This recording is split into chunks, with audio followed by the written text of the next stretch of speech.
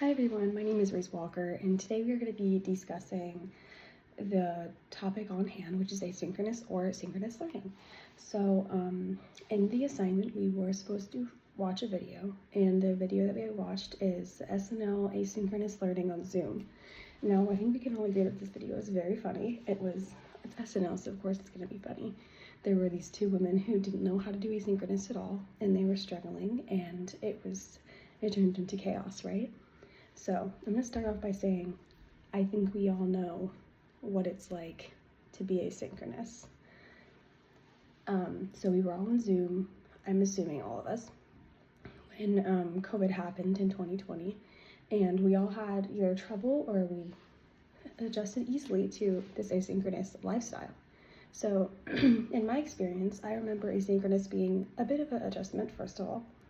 When I first went into asynchronous learning on Zoom, I actually struggled a lot. And I found that I didn't feel like I needed to go to any of my Zooms, any of my classes, because I just felt like there was just a deep, empty hole that I didn't know how to catch up on my work.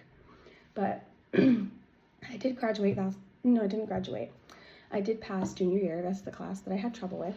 So in the next year, senior year, we started fresh, and I had a really good senior year, and I actually excelled in all my classes due to asynchronous learning.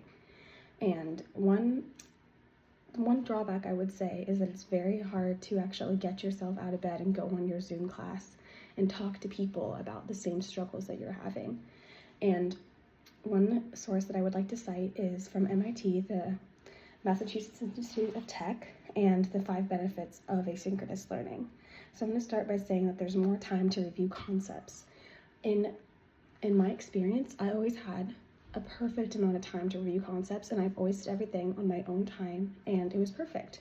I never had an issue. But another thing that I did have an issue with was actually getting to talk to people, because I have a lot of anxiety, so talking to people over Zoom was really tough for me, and it created a bit of a hole in my social life, I'd say. And the second thing that MIT brings up is that it kickstarts course conversations, and that is something that ties in a little bit with what I just said.